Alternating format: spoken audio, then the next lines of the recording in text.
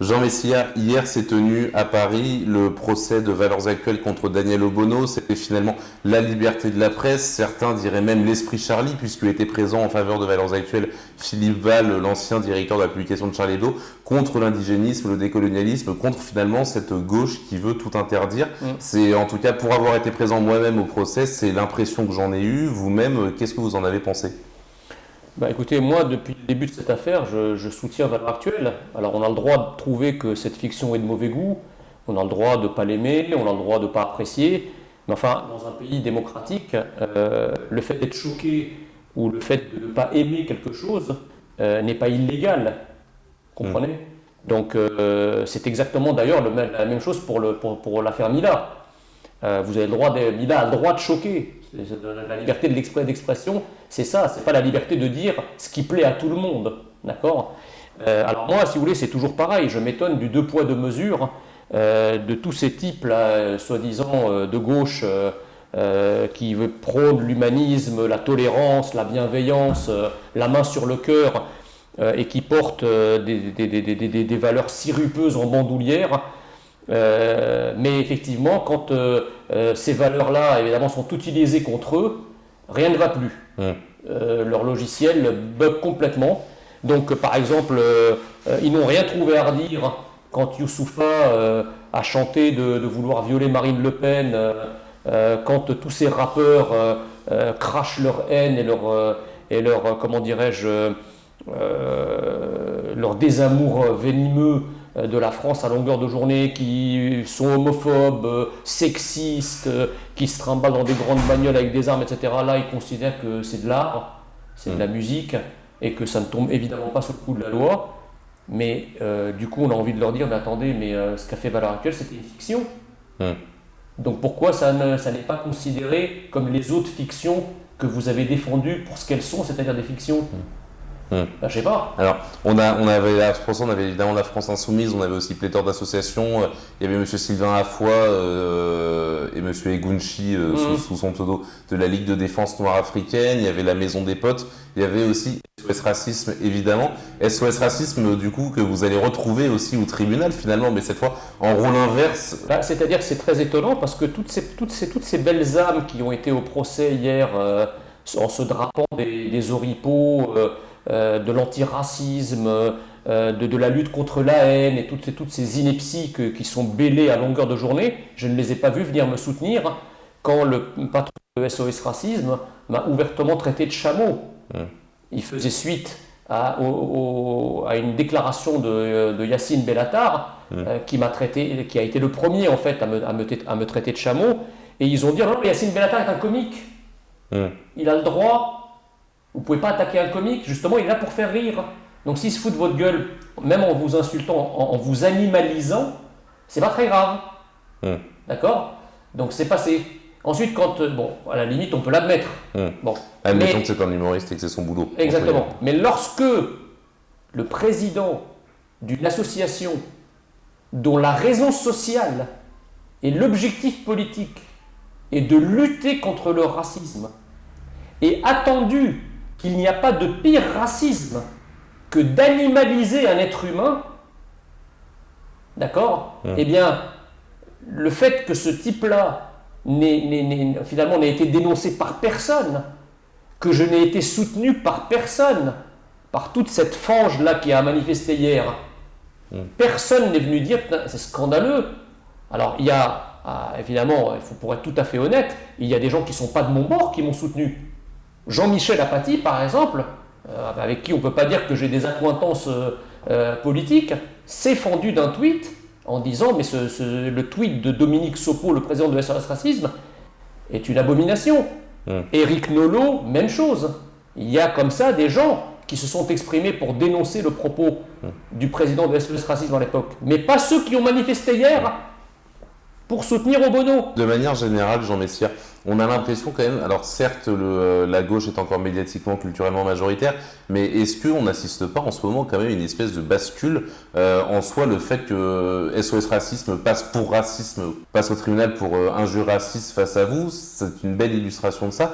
Il y a une sorte de retournement, on voit CNews évidemment qui est en train de s'imposer comme un média droite, on voit Europe 1 qui va a priori suivre peut-être le même chemin, on voit Cyril Hanouna qui vous a embauché comme chroniqueur régulier. Est-ce que vous qui êtes dans les médias, vous qui faites à peu près un média par jour, est-ce que vous voyez opérer cette espèce de bascule, en tout cas cette espèce d'explosion des idées de droite dans le paysage médiatique face à une gauche qui justement, à part l'insulte en fait, est totalement paralysée en fait face à ce phénomène? C'est-à-dire qu'il y a eu évidemment un monolithisme de la gauche dans les médias depuis maintenant une quarantaine d'années.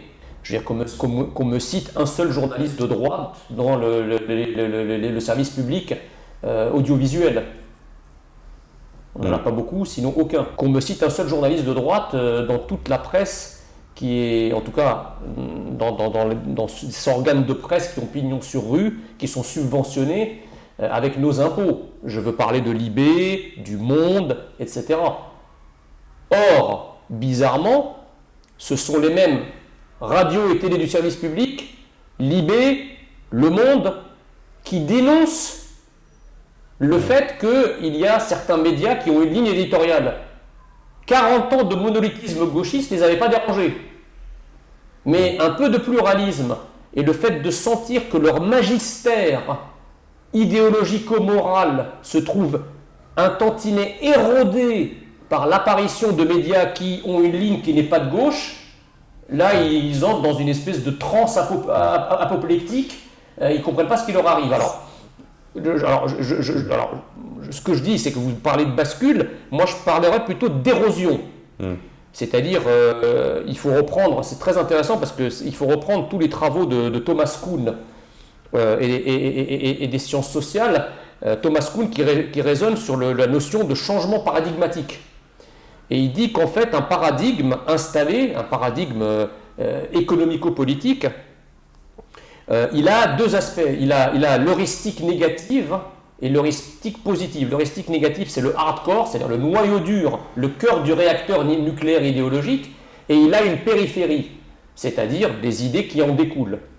Et en fait, au moment du changement paradigmatique, il y a d'abord l'attaque de la périphérie du paradigme dominant, qui sent, comment dirais-je, son pouvoir ou son autorité commencer à décliner. Et plus on se rapproche du noyau dur, plus le système devient véhément pour défendre la place. Oui, il se rétracte autour du noyau. Exactement. Mais ce que démontre Thomas Kuhn avec brio, c'est qu'en fait, une fois que nous sommes dans une période de transition paradigmatique, il y a des effets de cliquet et des irréversibilités qui se mettent en place. Donc en fait, la question, c'est pas quand est-ce que ce paradigme gaucho-progressiste qui nous gouverne depuis 40 ans, ce n'est pas si ce paradigme gaucho-progressiste qui nous gouverne depuis 40 ans va chuter, c'est quand finalement. Finalement, ce mai 68 à l'envers qu'on annonçait depuis plusieurs années, qui avait commencé à émerger avec la Manif pour tous notamment, où on a vu 1 million de personnes de droite conservatrice, pour être très large, dans les rues, ce phénomène-là, il est en train